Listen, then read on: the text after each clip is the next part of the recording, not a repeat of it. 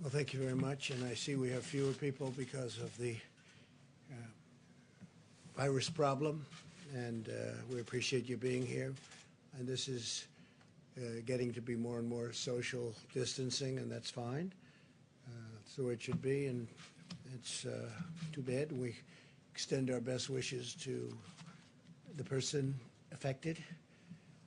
And we feel sure that he or she will be better very soon.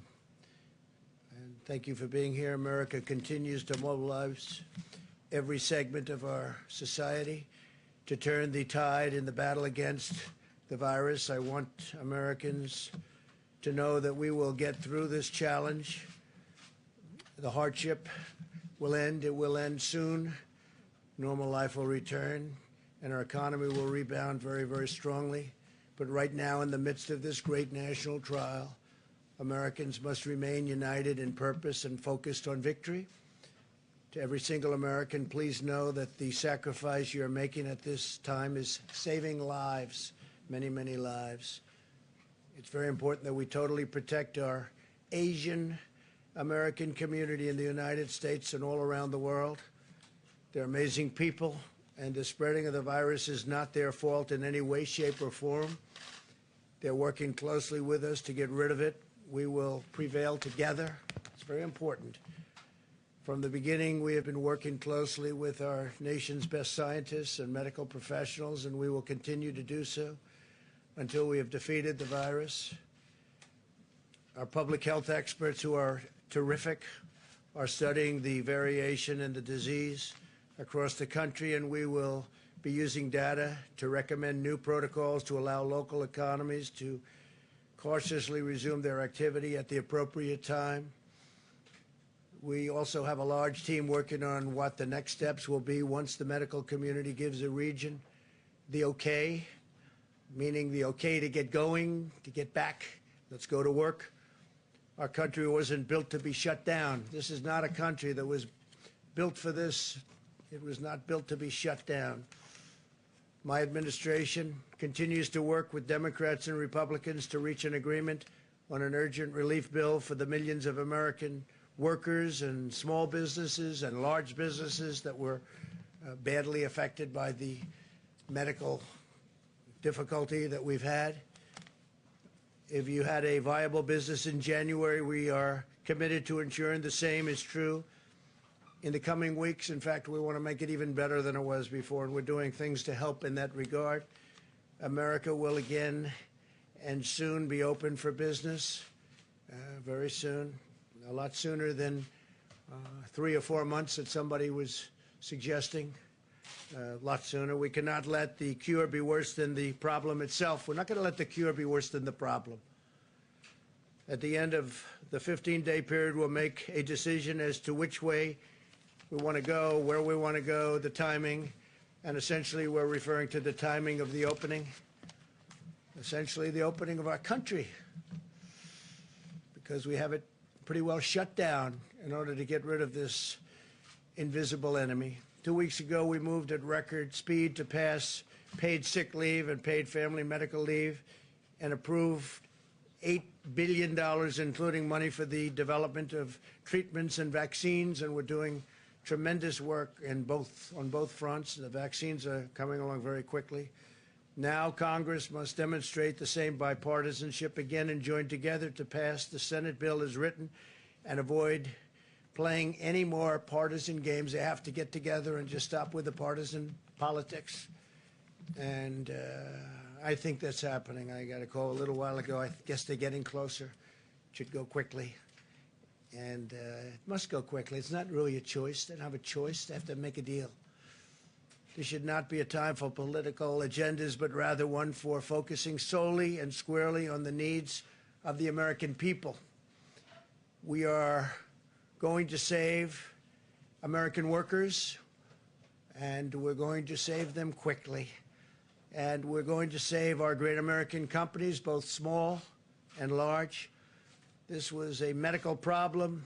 We are not going to let it turn into a long-lasting financial problem. Started out as a purely medical problem, and it's not going to go beyond that. We're just not going to allow that to happen. Our country was at its strongest financial point. We've never had an economy like we had just a few weeks ago, and then it got hit with something that nobody could have ever thought possible. And we are fixing it. We're fixing it quickly. And I want to just thank the American people for what they've been through and what they're doing. Our country will be stronger than ever before, and we fully anticipate that, and it won't be that long. Let me provide you with an update on critical supplies. FEMA is distributing 8 million N95 respirator masks and 13.3 million surgical masks across the country right now. Focusing on the areas with the greatest need, we've shipped 73 pallets of personal protective equipment to New York City and 36 pallets to the state of Washington.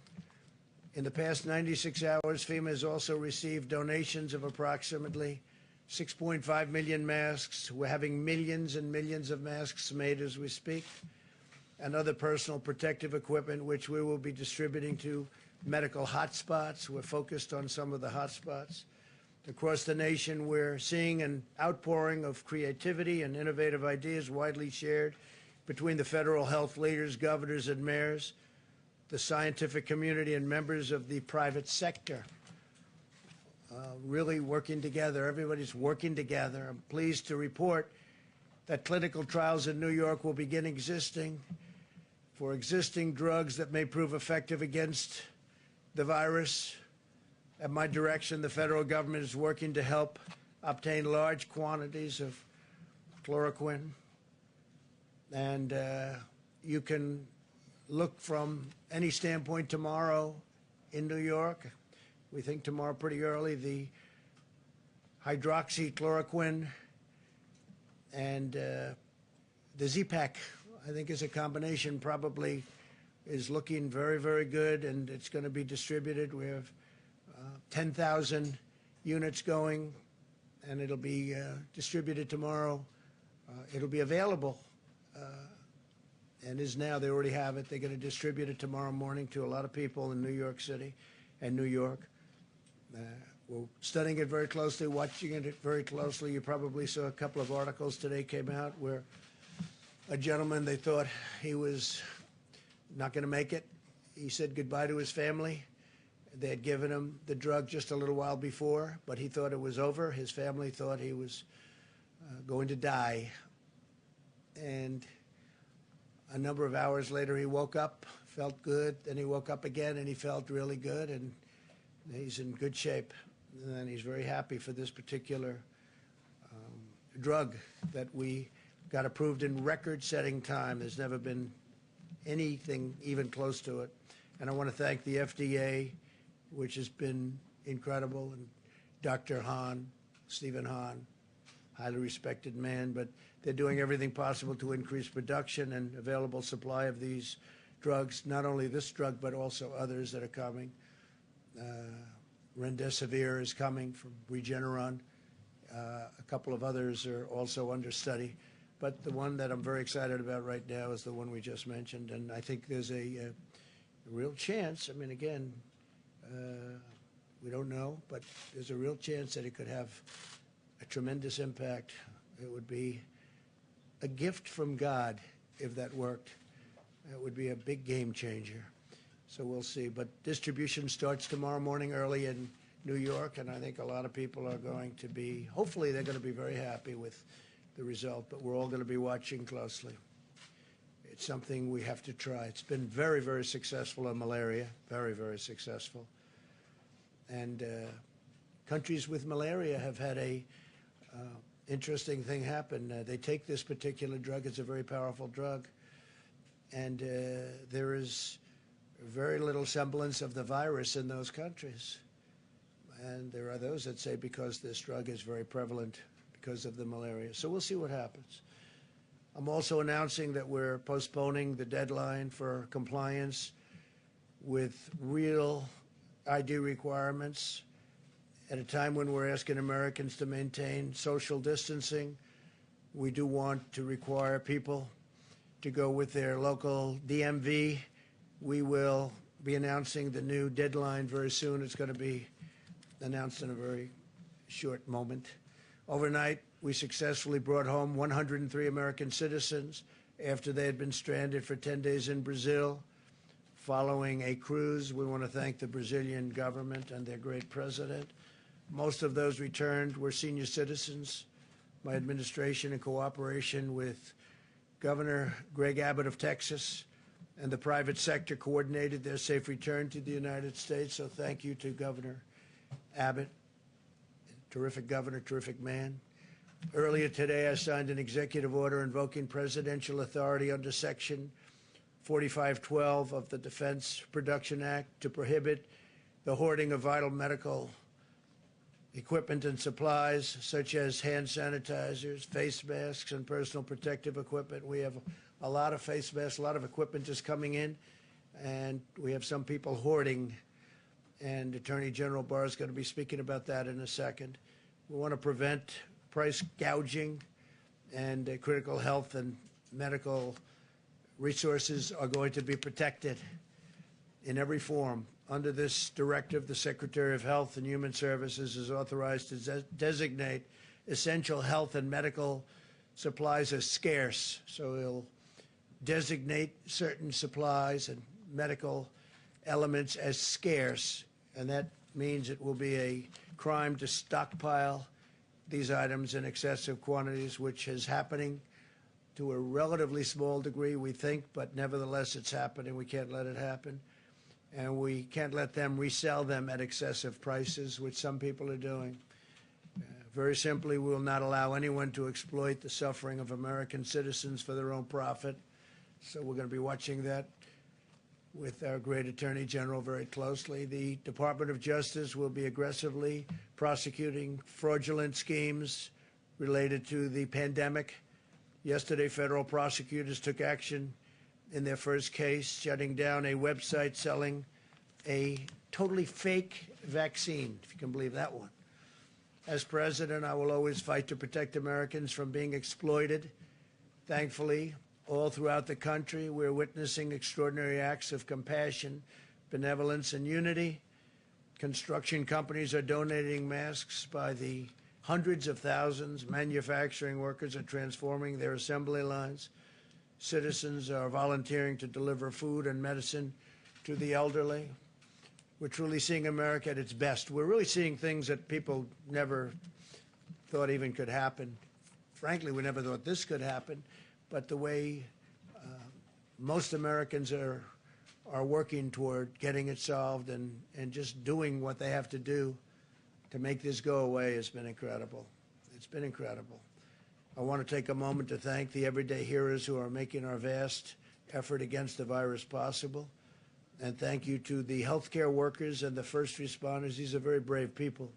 Thanks also to the hardworking men and women of Federal Express, UPS, United States Postal Service, and the truckers who are maintaining our supply chains and supply lines. We thank you very much. Great job. We also want to give our regards and thanks to everyone at our grocery stores working the night shift so that shelves can be restocked, and the restaurant workers and delivery drivers keeping our families fed. So many of these restaurants, it's incredible. They're doing service where people come and they pick it up, delivery. I mean, it's been incredible what they've been doing. Totally different business than they were in, other than they cook food. Other than that, it's like a totally different business. Most of all, I want to thank the American people for rising to the challenge and showing incredible courage, determination, patience, grace, and grit.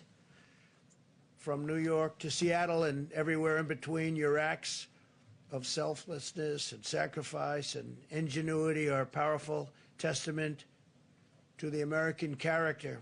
It's really being shown. It's really showing up at a level that people are really respecting. All over the world, they're respecting. And the world has problems. We're at 148 countries now.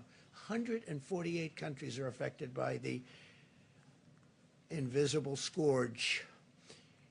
And all of the uplifting reflections of the American spirit are out there for everyone to see. Together, we will care for our fellow citizens, and we will win this war, and we'll win it much sooner than people think, and we'll be back in business as a country pretty soon. You'll be hearing about that also pretty soon. Now I'd like to ask Attorney General Bill Barr to say a few words, and we'll take questions in a little while. Thank you.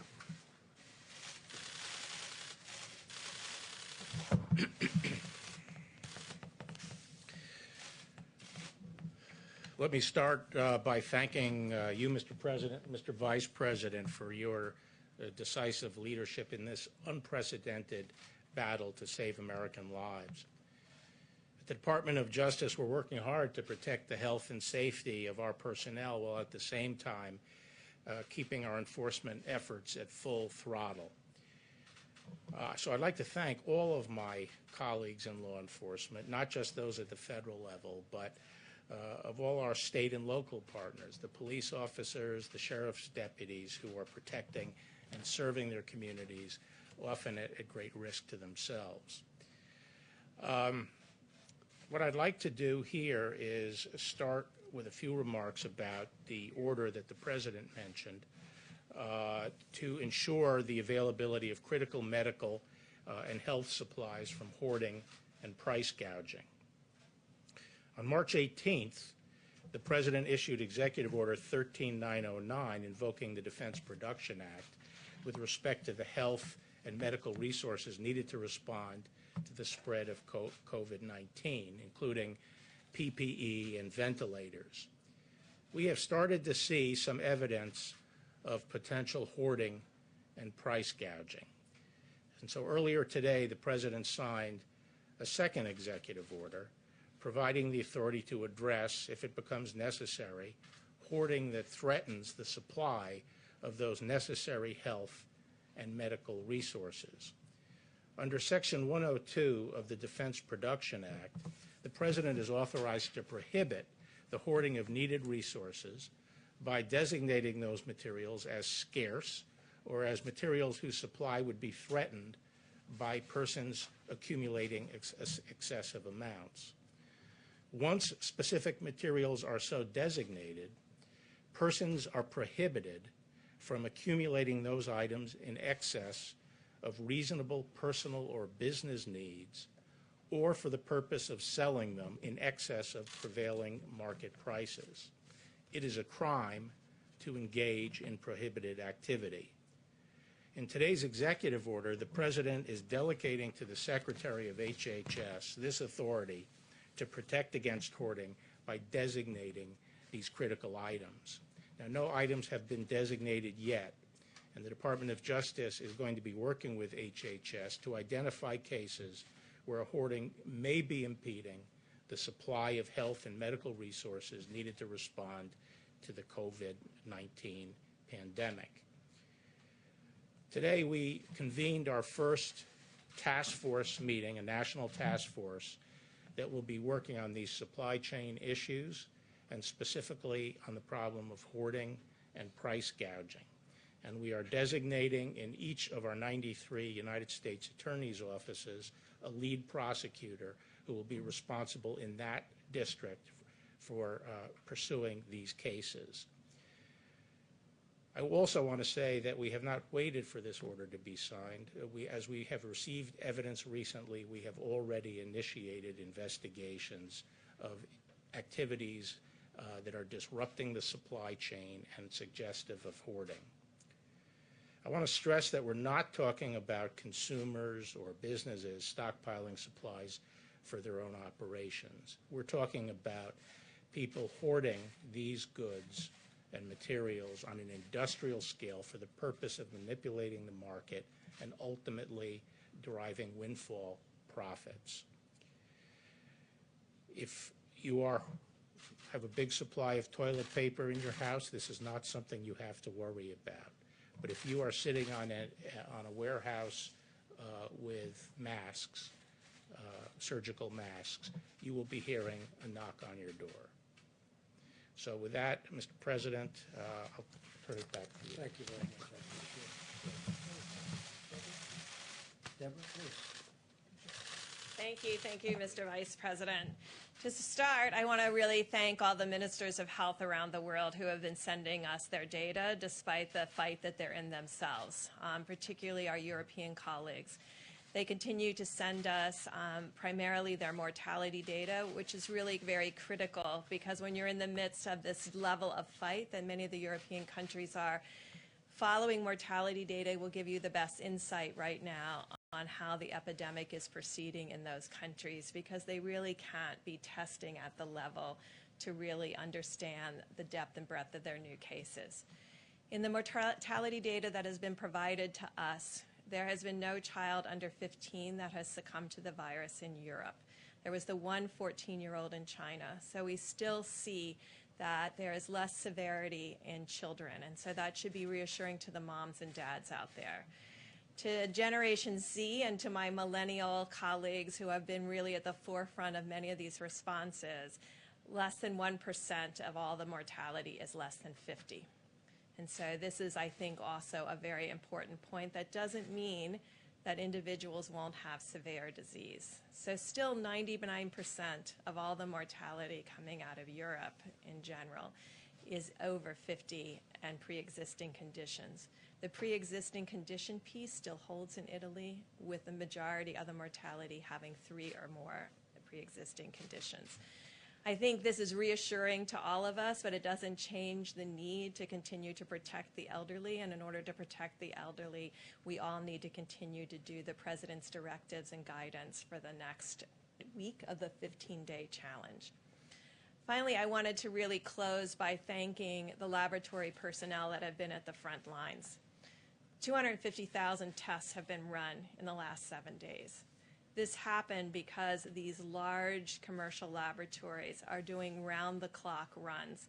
And remember, all of them are being exposed to the virus in the same way from the swabs.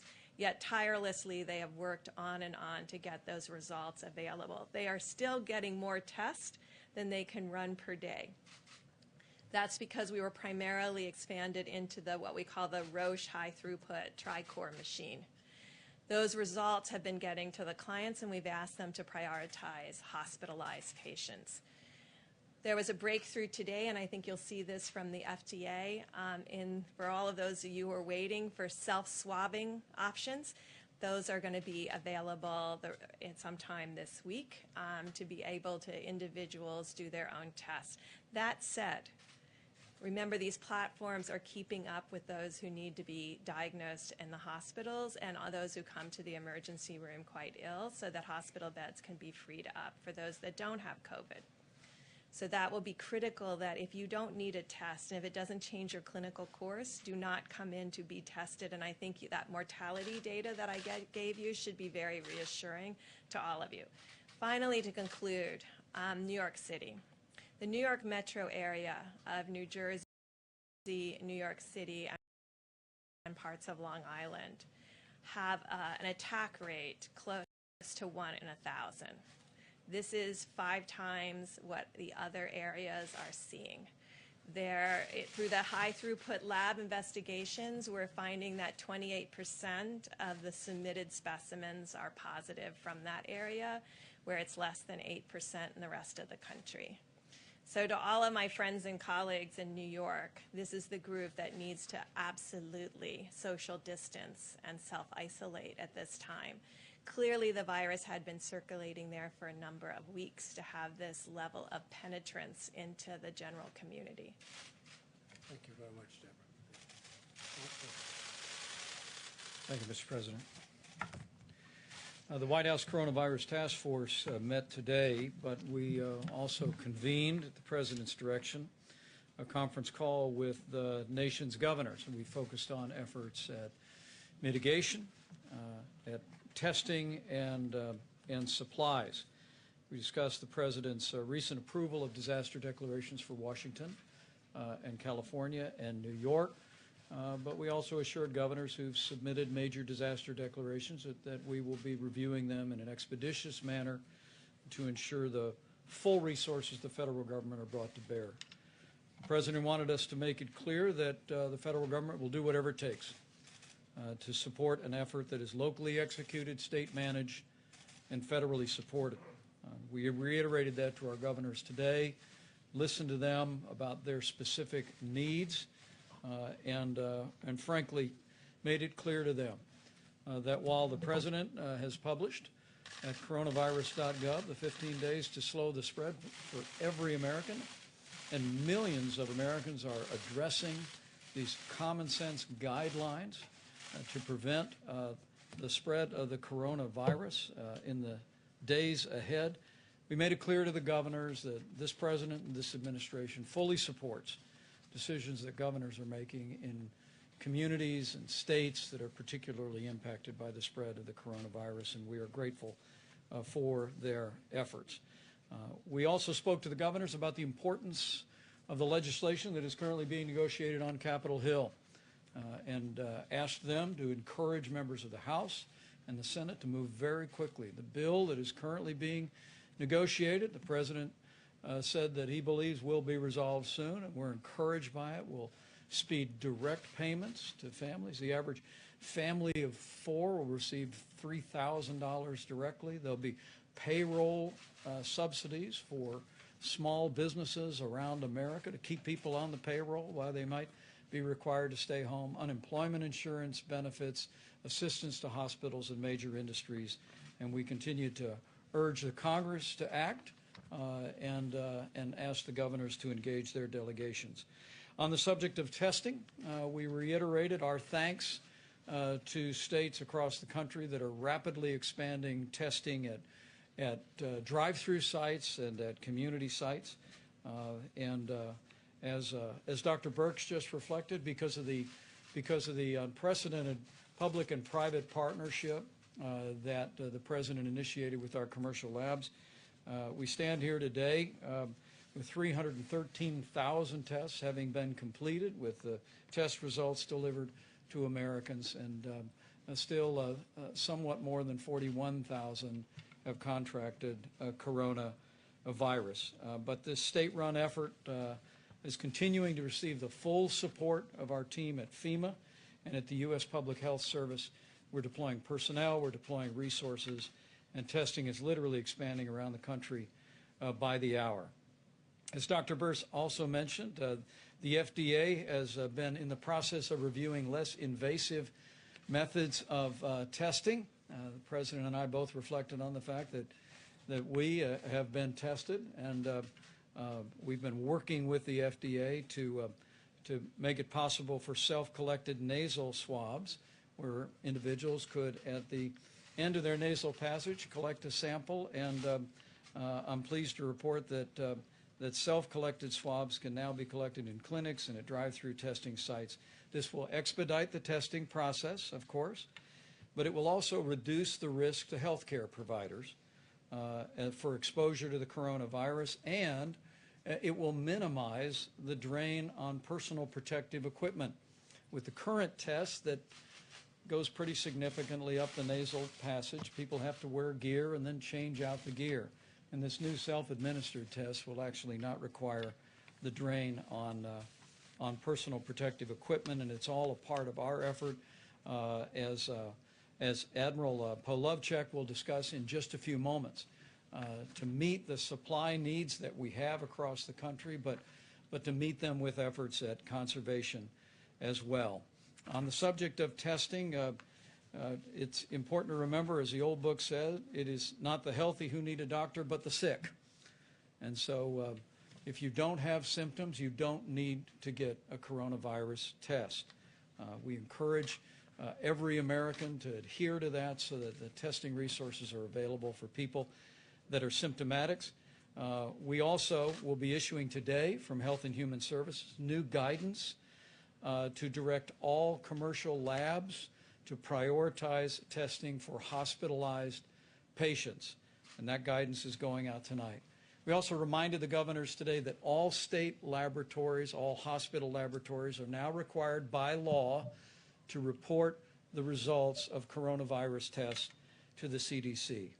On the subject of supplies, in our meeting today at FEMA, we received a report of the new Supply Chain Stabilization Task Force. Rear Admiral John Polovchek is leading that up at FEMA. and the task force is working to identify medical supplies that exist in the marketplace today, to evaluate the national stockpile, and also working with industries around the country to produce even more of the critical medical supplies. And as the President said, businesses across America are stepping up, and maybe as never before in our history. 3M, in fact, has diverted 500,000 N95 masks from commercial customers, and they're being delivered today to New York and Seattle. Facebook, we would acknowledge, has donated their emergency reserve of over 700,000 N95 masks to healthcare workers, and these are just a few examples of the generosity of businesses. We're also seeing companies step forward to repurpose their manufacturing facilities to create ventilators, to create equipment, and I know I speak for the President when I say how grateful and proud we are for that. We also discussed with the governors a real breakthrough on the availability of ventilators. We called on the governors to survey all outpatient surgical centers and hospital operating rooms, because surgical ventilators that anesthesiologists use, because of an FDA decision rendered this last weekend, those can be easily converted now to ventilators that can be used for people struggling with severe illness from the coronavirus. And so we called on our governors in conversations with state leaders to survey all of their surgical centers and hospital operating rooms to identify that equipment, and with the new FDA guidelines, they'll be able to convert those to help meet the needs of ventilators across the country. We are now 8 days into the President's 15 days to slow the spread. And the American people are rising to the challenge. We're doing this. But in the days that remain between now and the end of the 15 days, we're going to need every American to take this seriously. Listen to your state and local health authorities, where there may be additional and stronger guidance in areas where the coronavirus spread has been more severe. But for every American, know that the part that you do, that your family does, and that you do in your community to put into practice these principles of social distancing, using a drive-through at the local restaurant, will make an enormous difference in lowering the trajectory of the coronavirus spreading across our country. It's going to take all of us, but with the ongoing cooperation of the American people, with compassion, with the ingenuity of American industry, with dedicated leadership at the state and federal level, I know that we can slow the spread, we can protect our most vulnerable, and we will heal our land.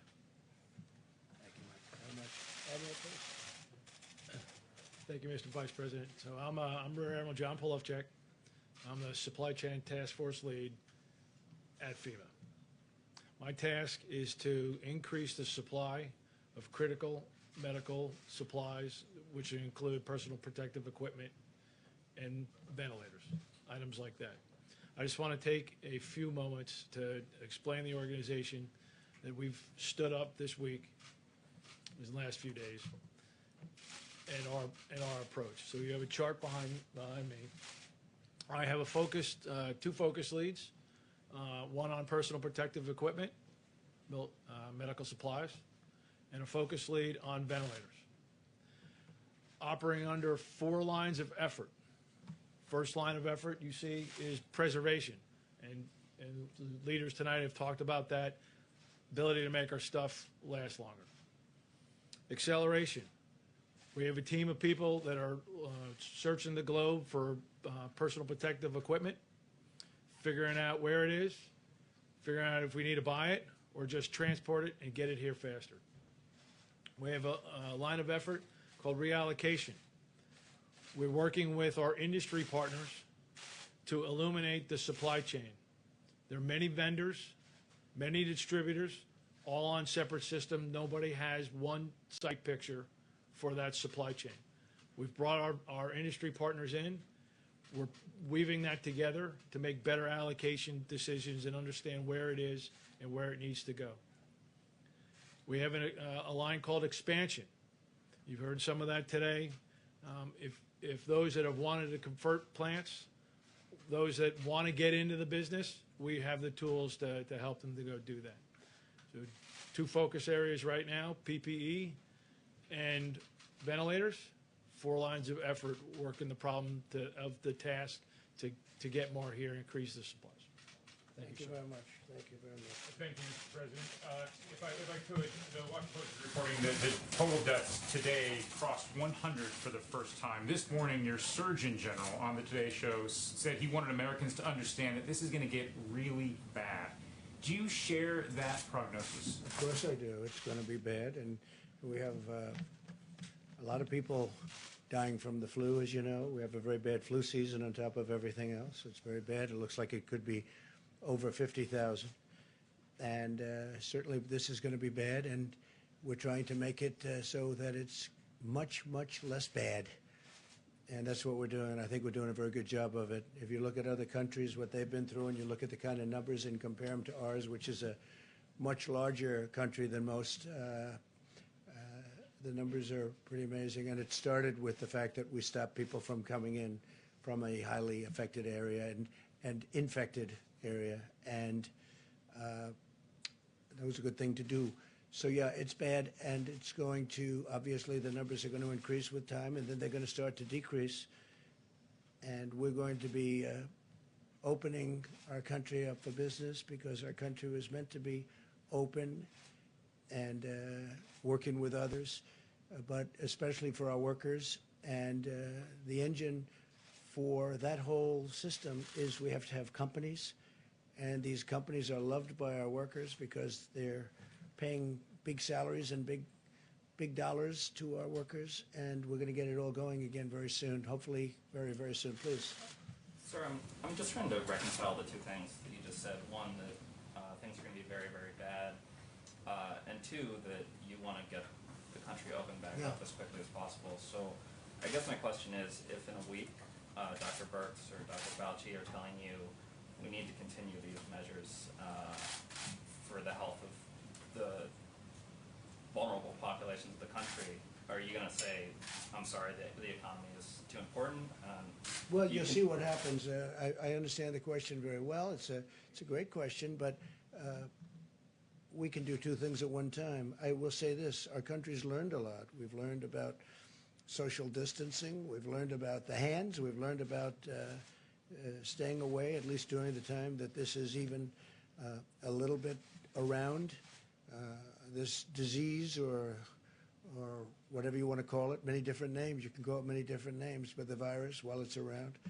And we can start thinking about, as an example, parts of our country are very lightly affected, very small numbers. And, you know, you look at a state, great governor, Pete Ricketts in Nebraska.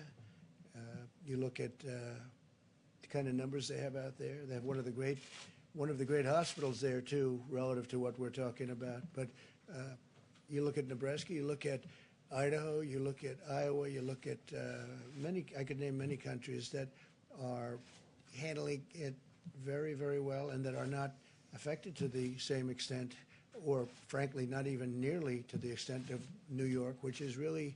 I'm dealing with Governor Cuomo. And we're dealing very well together. We'll be sending that ship up, by the way, as you know. We have a ship going to Los Angeles. We'll also be, the ship is coming out of a very large repair. It's all ready to go, and very soon will be. And over the next 3 or 4 weeks, that'll be coming up to New York. We'll go to New York Harbor, and it'll be fully supplied. So they're working on that right now. And maybe Dr. Birx can speak to this. Do you share the President's optimism that in a week we might have a situation where we can say, you know, there's a few hot spots, but much of the country... Well, I didn't say in a week, but I said soon. It's going to be soon. It's not going to be 3 or 4 months, as some people were saying, and a lot of people thought originally, but I would certainly let you answer. And are you worried that some of the cities and states that haven't had the infection yet are lagging indicators, and that we're going to start seeing cases? So you've raised two important issues. One, I think you all know a lot of our tests have had to go to hospitals at this time so that we can diagnose people who are at risk, to give them options to get these new therapeutic options. None of these therapeutic options are available if you don't know your diagnosis. So we've been very much focused on that. With adding Abbott, Thermo Fisher, Hologic, and now Cepheid platforms. Cepheid's that new platform that is point of care, but slower. So, you've got to match the throughput, the need to what kind of equipment you have. Now that we have all those platforms moving simultaneously, we can go back to doing case finding and surveillance in the areas that have the most lower numbers, as well as doing mitigation more aggressively in the places that have higher numbers. We went out with a very blunt force. I mean, we have to all be honest. We had to do that because we weren't sure where the virus was and where it is going. I think over this week, we're concentrated on figuring out exactly where the virus is and making projections about where it's going and the impact of our mitigation pieces. We learned this in tackling epidemics around the world. You have to focus the resources and the intervention and the structural prevention interventions in the areas where the virus is circulating.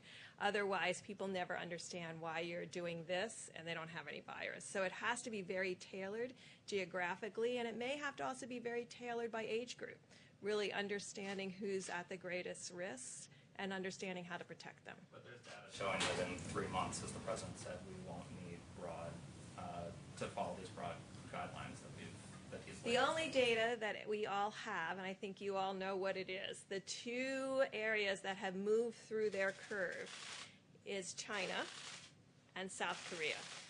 So those are the two countries that we're learning from. Those were 8 to 10 week curves. Each state in each hotspot in the United States is going to be its own curve because the seeds came in at different times. So Washington State is on their curve. They're about 2 weeks ahead of New York. And so each of these have to be done in a very granular way to really understand where we are. And it's the charge that the president has given us is to use all of our data analytics and all of our data inputs to really define those issues about where the virus is, where is it going, and what predictions we can make about where we are in that bell-shaped curve.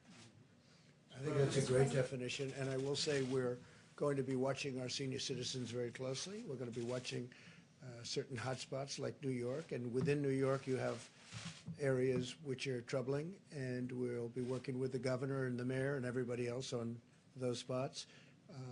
But at the same time, at a certain point, we have to get open and we have to get moving. We don't want to lose these companies. We don't want to lose these workers.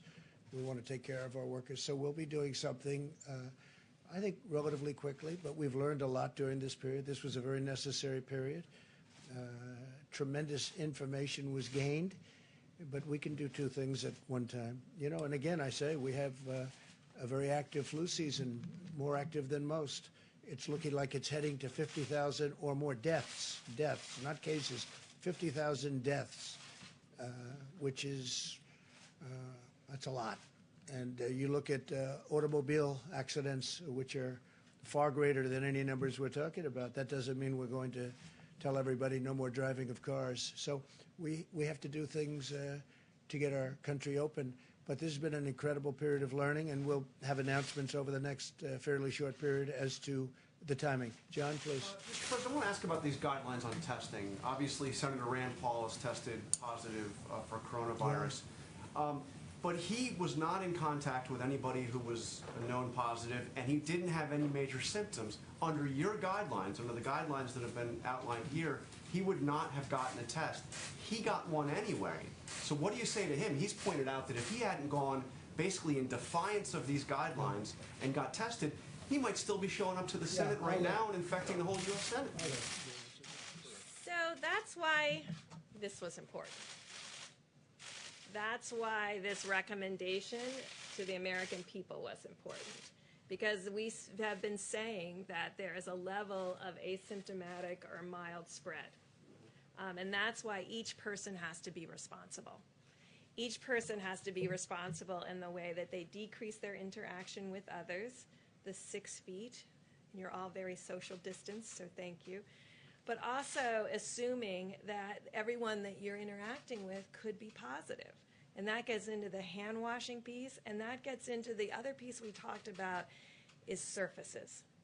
I think until we really figure out the respiratory transmission versus the surface transmission, and this hard surface transmission, not fabric, will be really critical, because that is a way the virus could spread on subways or metros, where people would be holding on to things that other people had recently held on to. So that's the real question. But if we can just keep with the example of Rand Paul, and obviously there are many other people that would be in a similar situation, but just keep with this one example. If he hadn't gotten that test, he would still be showing up to the Senate every day, to his place of work. If he had You been wouldn't want that, following would these you? guidelines, he wouldn't have been infecting others because of the social distancing, washing your hands, doing everything that we talked about. So we've talked about also how people make choices because of their jobs, that they have to come in. You'll notice I was not here over the weekend. I think this is the part that we really need to take personal responsibility for. Saturday, I had a little low-grade fever. So, actually, probably a GI thing. But, you know, I'm meticulous. I'm a physician. I looked it up. I ended up piggy bank. I'm from Walter Reed, so I got a test late Saturday night, and I'm negative. I stayed home another day just Thank you for saying that. yeah, just to make sure. That's how we protect one another.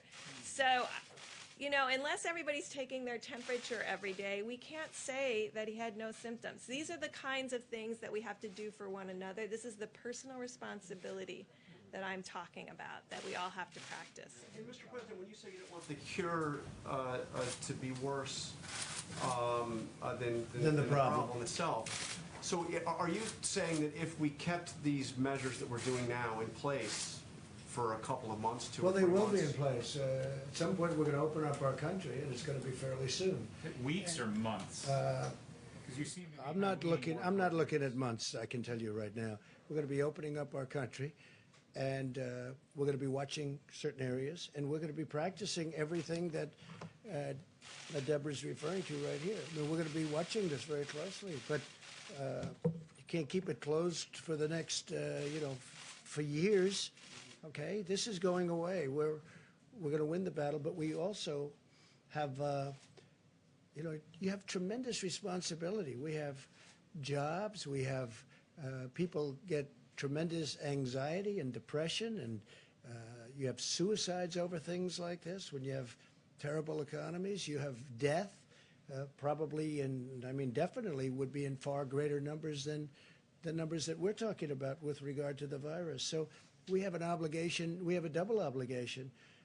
We have a great country. There's no country like it in the world, and there's no economy like it in the world. I mean, we were just blazing. We were coming out with numbers that some numbers weren't even reported because it was already, this had happened. They were meaningless. I got numbers about myself that were meaningless because by the time the numbers came in, it's a whole different world with this. But I will tell you that we can do both things, John. We can do them both at the same time. I mean, that's okay. What we have gone through is a tremendous learning process, and we've also solved a lot of problems, but we've gone through a tremendous learning situation. Now, we're building hospitals in New York. We're building hospitals in California. We're building hospitals in the state of Washington. We've been in touch with the governors. Today I spoke with a man that I happen to like. I spoke with Phil in New Jersey, and we're going to be doing something very meaningful in New Jersey. We're doing something. I spoke with J.B. Pritzker, called me today. We're going to be helping them out in Illinois.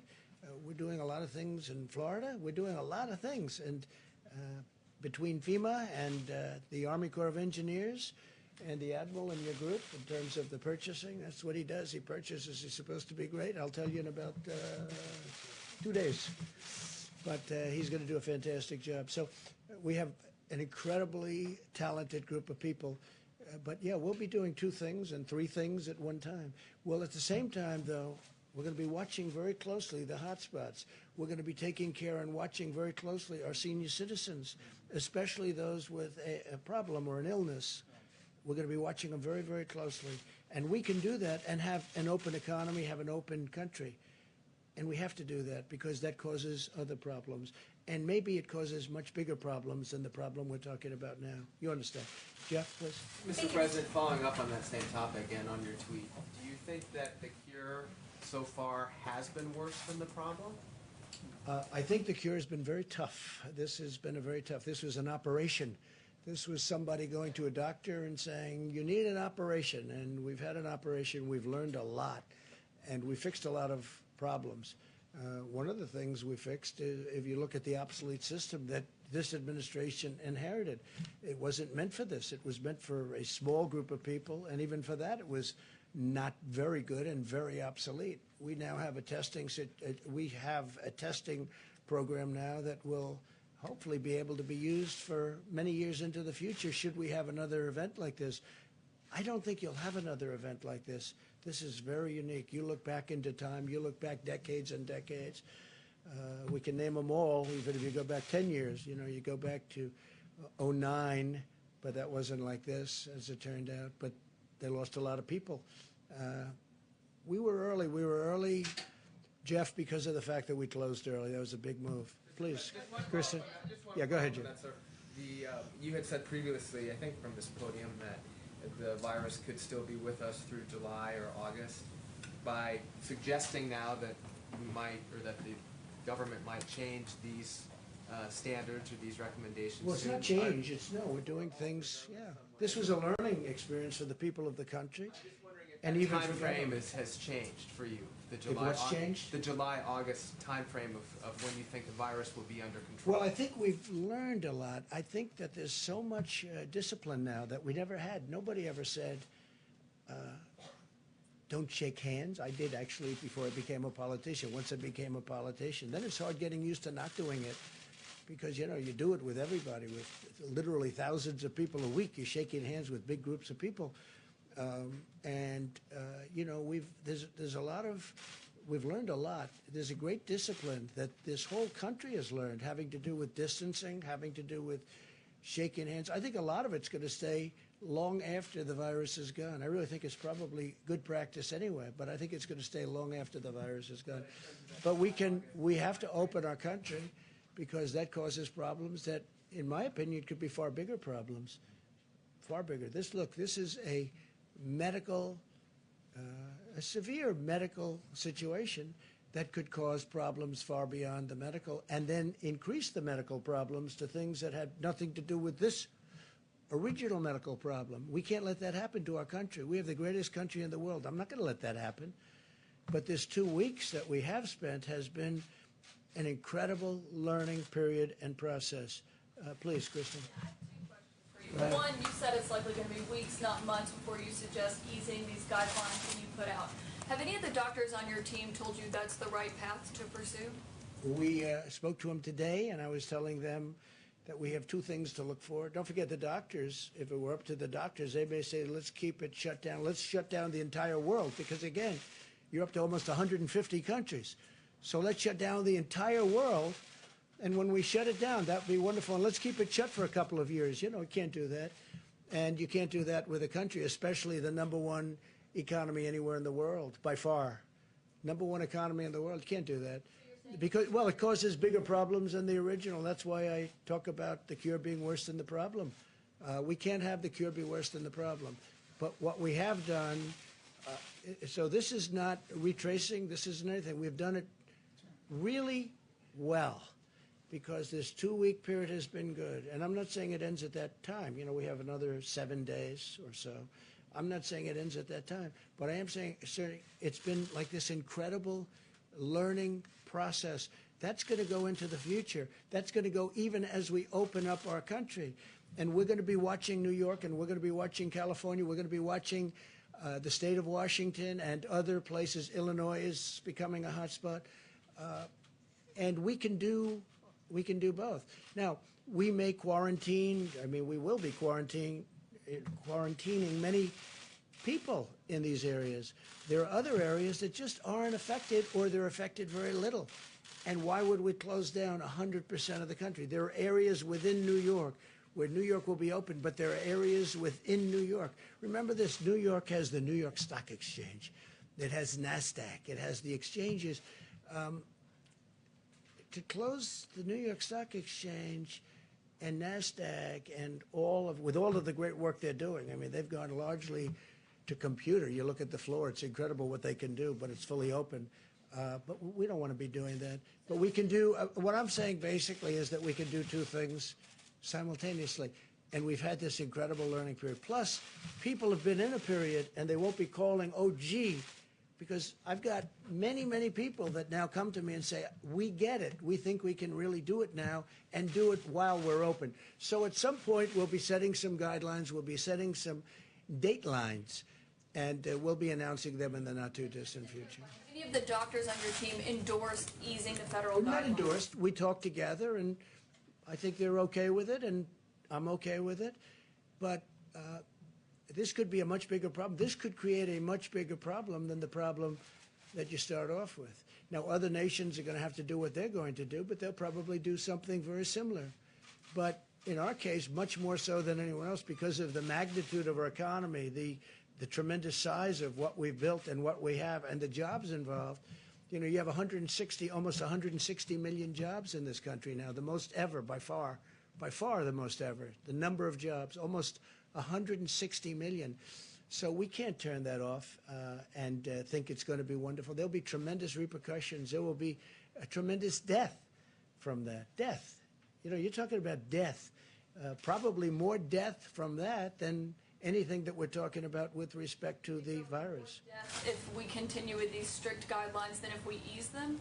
No, I think we're going to do them both. I think that's what I'm saying. I think we can do them both. Now, we haven't announced a date, but we're getting fairly close to coming up with a date, and it's a much shorter period of time than I've been hearing the news report. And I think everybody should be happy with that. But great knowledge was gained. Please. I had two questions for you, Mr. President. My second one is on what your economic advisor, Larry Kudlow, said today. He was talking about this, and he said that there are going to have to be some difficult trade-offs if you do ease these guidelines because he wants the economy to be You mean with the open again. Democrats you're talking about? No, he was talking about how you said, you know, the cure shouldn't be worse than the problem, and he was talking about reopening the businesses, getting the economy going again. What are those difficult Well, it is trade-offs? true. I mean, if he said, I didn't hear him say that, but if he said difficult trade-off, sure, it's less convenient. Before you walk and you hop in the subway and you grab the handle and you go down to wherever you're going on Wall Street and you do all sorts of things and you go in and you open the doors going into your great buildings or into the exchanges, and now you're not going to have to maybe think about doing that, or you're going to think about doing it a different way. No, there are many trade-offs. It's a different life, and maybe it'll remain that way, frankly, after the invisible scourge is gone. Maybe it's going to stay that way. Not a bad thing to stay that way, but no, there are trade-offs. There's no question about that. But I actually think it's going to, I think in the end we're going to end up being bigger, better, and stronger. We have learned a lot. Please. We're seeing an increase of cases in Latin America, in the Middle East. It's true. In Latin some places in Asia. Are you considering a new round of travel ban? No, we're not really. I mean, something like that could happen, I guess, but we're not really. They thought we were going to have bans within the United States. We didn't do that. We're not going to have that. Hopefully that'll take care of itself. No, in Latin America, there's been an uptick. Yeah, please. Mr. President, just quickly, a second question. What prompted you to say at the beginning of your comments that you're going to take care of the Asian Americans? Has there been something in particular that was? Yeah, because it seems that there could be a little bit of nasty language toward the Asian Americans in our country, and I don't like that at all. These are incredible people. They love our country, and I'm not going to let it happen. So I just wanted to make that point. Because they're blaming China. People are blaming China, and they are making statements to great American citizens that happen to be of Asian heritage, and I'm not going to let that happen. Please. You say you want to reopen the country, but most schools across the country are closed. 2 states now are closed for the rest of the school year. How are parents supposed to go back to work and educate their children right now? The governors of the various states will have a lot of leeway. If we open up, and when we open up, the governors in certain states, for instance, you go to some of the states I just mentioned, those schools are going to be open. In many cases, they're open now. But the schools are going to be open.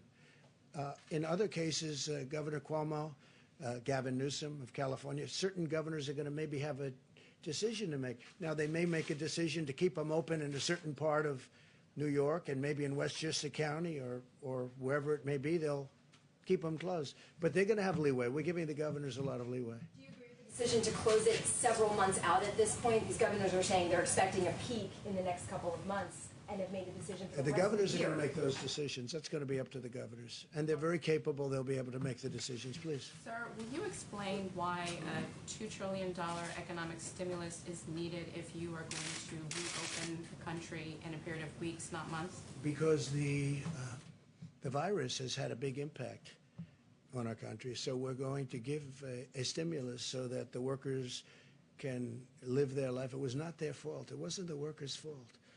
And we are going to give a kick so that it's a kick.